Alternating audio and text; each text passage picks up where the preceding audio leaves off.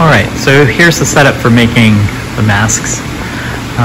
I have two plaster molds. You put plastic on top of these. I have a small and a large, and just some covers here. And the trick here is you're just going to grab a piece of plastic, drawer here, come over,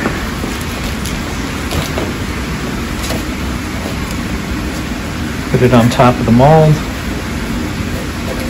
and then just put this frame around it.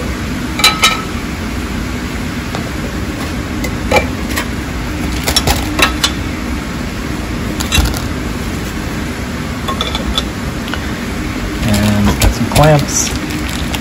The clamps have a rubber side. Please put the rubber side down underneath so it doesn't melt.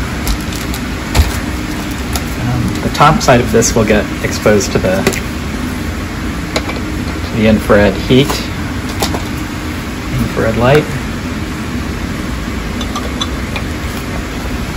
I'm trying to do this all with one hand. Okay, there we go. That's it. So you've just got the plastic on there. Coming out the back of this mold are, I don't know if you can see that there, PVC pipes. I can't do that. All right, so the PVC pipes come out the back and then come up to the house vacuum here. The house vacuum, the yellow line there is down below the back, the bench here. So when it comes time, once the plastic is soft, you're going to turn this on. Okay, so we're going to heat up the plastic with this heater that I have propped up. I don't think I can do this with one hand, so let me mount the camera. Okay. So put this down.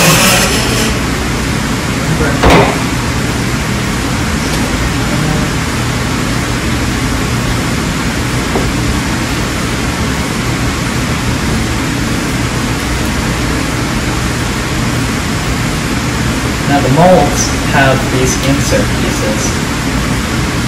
These are just to make the mask shorter so that the opening is wider.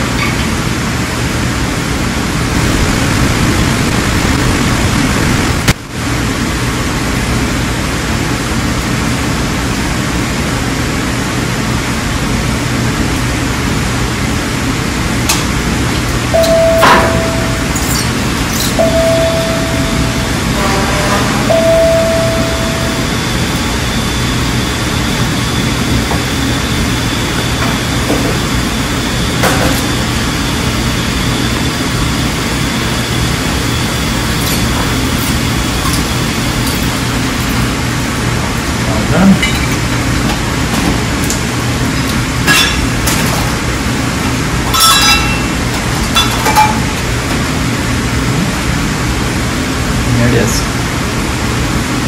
Okay, now we have to go and trim it out.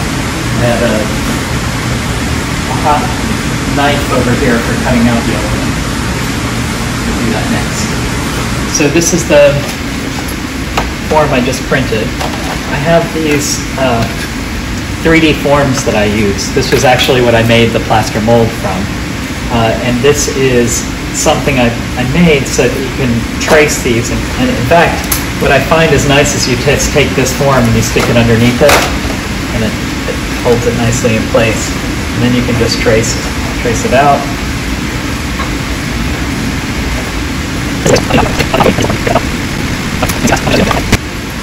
Okay, so then the next thing we're going to do is we're going to trim this out with a hot X-Acto knife, basically. All right, so sitting in the hood over here is the X-Acto knife. So this gets nice and hot, and then I found this makes a much nicer cut. Nice thing is you're less likely to slip. If you just use a regular cold X-Acto knife, I found it's really difficult to get a nice clean cut. Just follow along your tracing. And since this edge is where you want the filter to seal, you don't want it to be messed up by having miscut it. So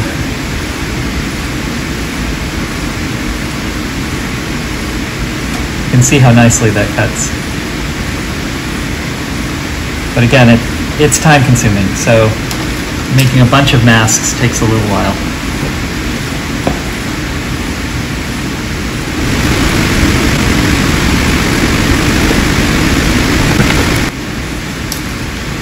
All right, so there we go. Not perfect, but good enough. Okay, at this point you can trim out this. If this is going to be a single ply mask, then just trim these out and then we'll glue in the filter here. If you want to make a double ply mask where the filter sits on top here and another layer goes on top, actually the best way to do that is to put this back in the mold. So we've come back to the mold here.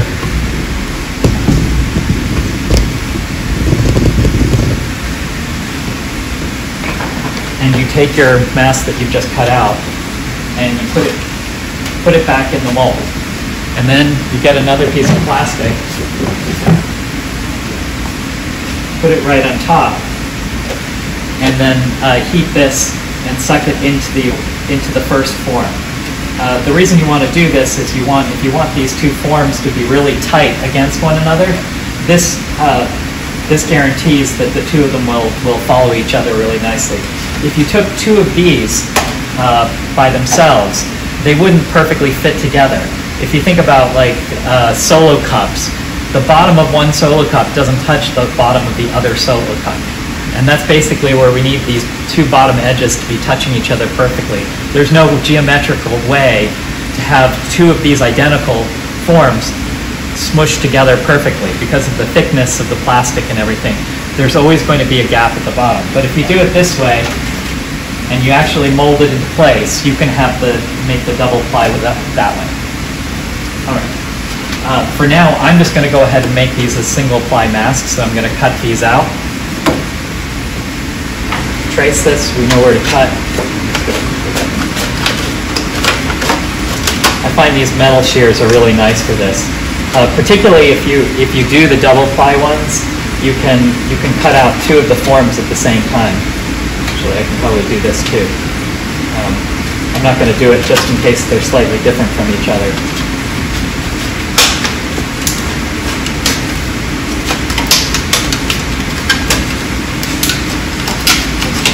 Down, and then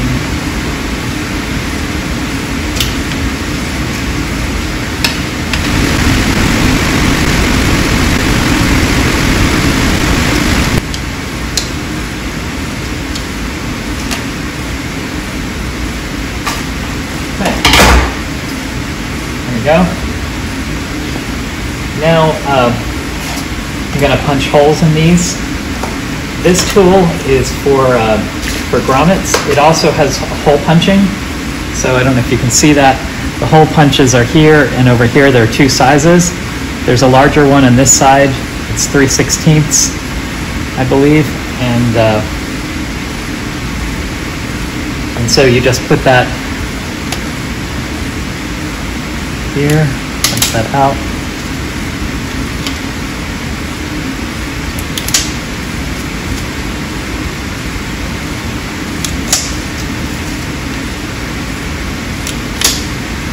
All right, so now you can stop there and you can actually put the elastic band right through these holes. I kind of like to, just for the fun of it, put on these grommets. So if you want to use the grommets, we have plenty of grommets.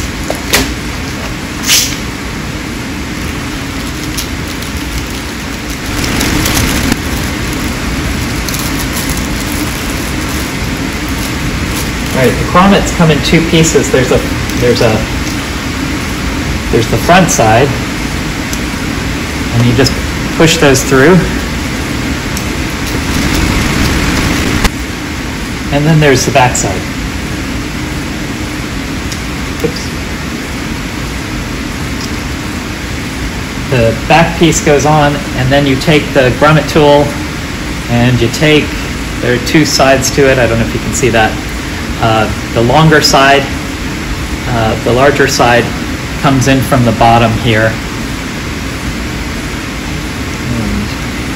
And you just squeeze it together, and it locks it in place. This thing has a little safety lock mechanism in it, so you can lock it closed.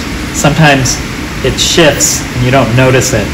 So if it's not opening and closing for you, just check this little lock piece here. Do the others.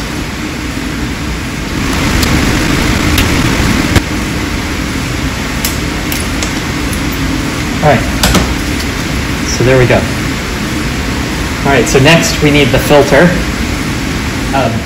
The filters that we're using here are these. It says that it should block viruses. It goes down to 3 micron size, and studies show that you're able to, even though the coronavirus is smaller than 3 microns, the actual mechanism of the filter is such that it traps things that are smaller than 3 microns. So I've taken some of the filter out from this. So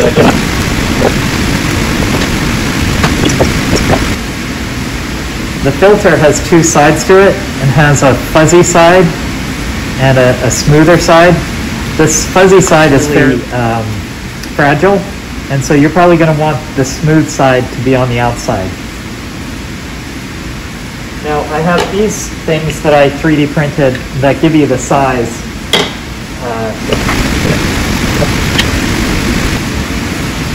You can see this whole process is pretty time consuming. So making a lot of these masks, if you had several people working on different parts of it, that would help tremendously.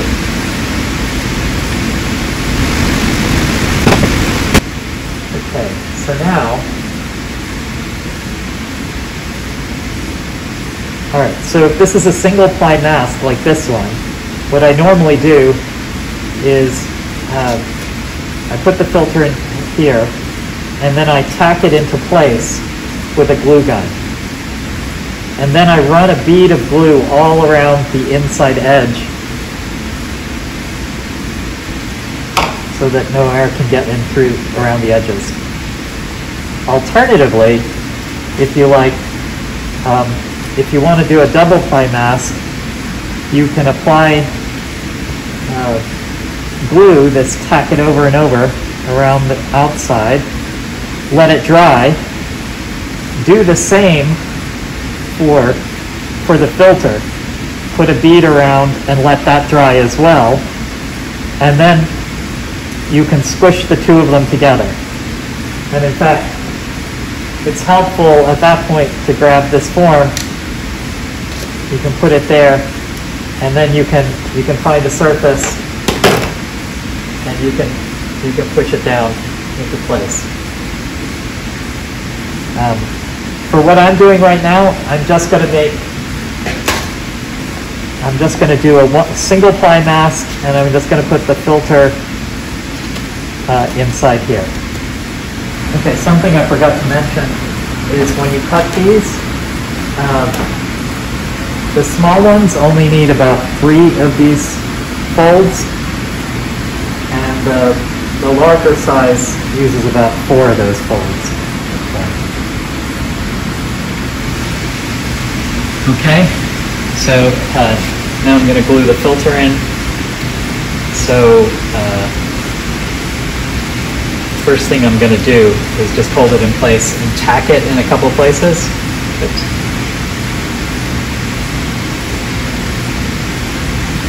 By the way, this is actually nice. This is a low temperature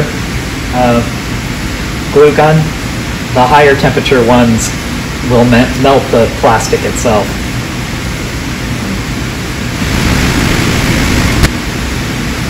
Pretty messy, lots of little strands. So I'm just putting the filter roughly into place.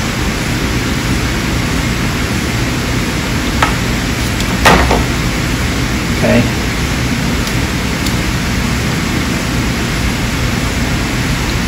And so now the filter is held in place. I can go ahead and run a bead around the whole thing.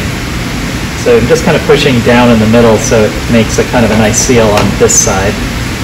And now I can go ahead and just like you're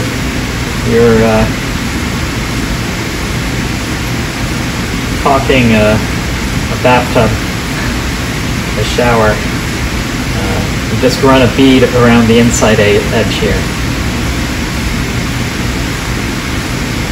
This is still pretty hot, so try not to get it on you. It's pretty good. So you could run the glue around here as well, but I think sealing the inside edge is good enough.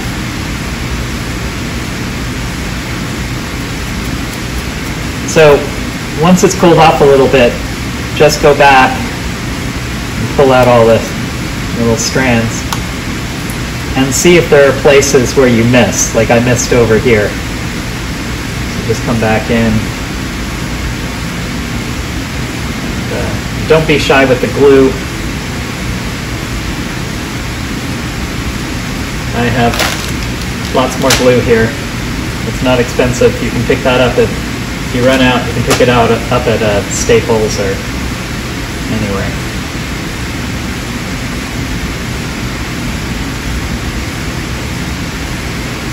Okay, there we go. Now obviously if you're making masks for other people, please wear your own mask when you're making masks for other people. Particularly when you're dealing with the filter paper, keep it in the bag and wear your mask when you're doing that. Okay, so the next step is to put the foam insert in here to seal your nose. We've got this foam, vinyl foam. Just cut off, I measured out some tape that's the right length. So this is the larger size mask, so we'll use about that much. Just roughly cut it the right length. And then the trick here is you want this to taper nicely at the edges. So this side is actually the sticky side, and that's going to go on the inside, and I want to taper it so that the side with the paper is actually shorter. So I'm gonna put it on an angle there. I don't know if you can see that.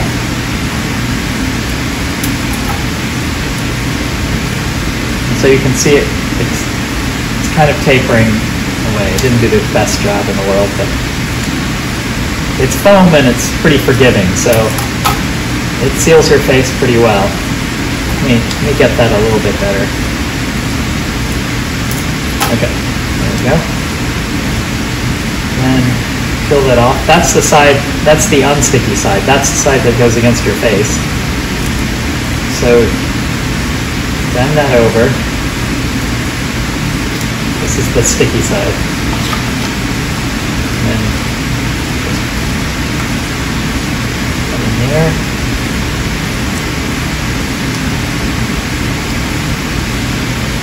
And you can readjust this if you need to. If it's too long, you can cut it. It's maybe a bit long.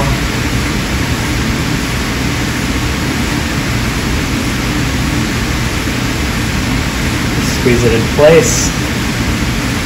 And that should be good. And so it's kind of tapered there. Sometimes it'll leak in these cracks in the corners here. So this is where you kind of have to futz with it and just make sure that you're not leaking out there. All right. Next, we put on the elastic band.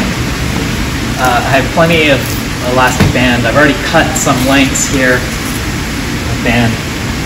You want these to be about 40 inches at least. So I made a mark on the counter over here. So there's already some cut in here. You can just pull them out, or you can cut yourself your own. You can choose white or black.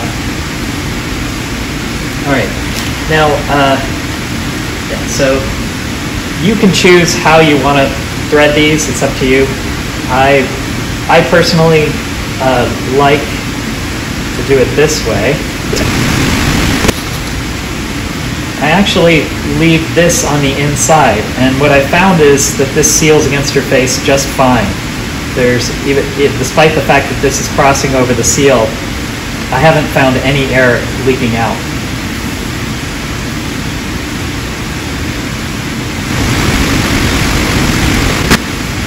You do want it to be twisted the right way. Okay, so I have it like that. There would be no harm in doing it the other way. I used to do it that way too. I think it looks a bit nicer this way. All right, up to you. All right, now, so this is going to go over your head. This is going to go back behind your neck. A nice way to seal it behind your neck is I 3D printed these. I found this on Thingiverse. They call this a jam clasp. So I just 3D printed a bunch of these. All you do is thread pull it through there, and when you adjust the length, you just find the length you want, and then you just pull it down in tight, and it locks it into place. And then you can just push it back out if you want to readjust it. So it's really nice for adjusting it quickly. So I put one side through there, and then I just tie off the end so that it can't come out. All right, there you go.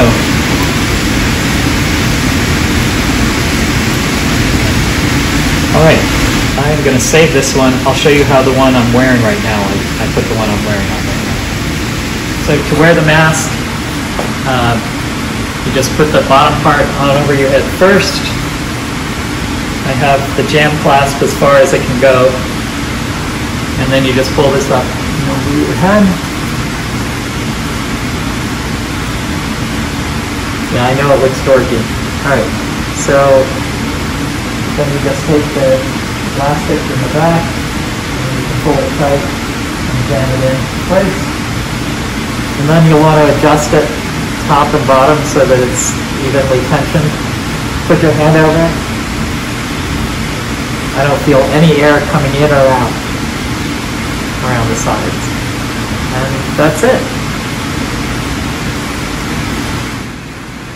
All right, some general comments about all of this. Please, when you're done with this, please put these back on just to keep them from getting dusty. Make sure that these little pieces are still in there. I also have a little fan here. It's battery operated. You can set it going. You can put it up here blowing down on the form. If you're making a lot of masks and this is getting very hot, just cool it off in between. Of course, you can make two different types of masks, so you can go back and forth as you like. When you're done with everything for the day, please put everything back in the hood. Make sure the heater is off. Make sure the hot knife is turned off, and then you can turn off the main power for it. And then you can turn off the light to the hood there. Make sure you've turned the vacuum off. That should have been off, but let's make sure it's off. So just to point out, we have a lot of plastic here. So there's a big pile of plastic down here. This is 100 sheets. I don't know how many are left here. Probably 50 or so. Feel free to make as many masks as you like. Give them away. The more people wearing these, the better. You'll want to sterilize your mask in between uses. I throw it in an oven at 175 degrees for about 40-45 minutes. Make sure you preheat the oven first so that it doesn't melt the masks. All right, that's it. Thanks for watching.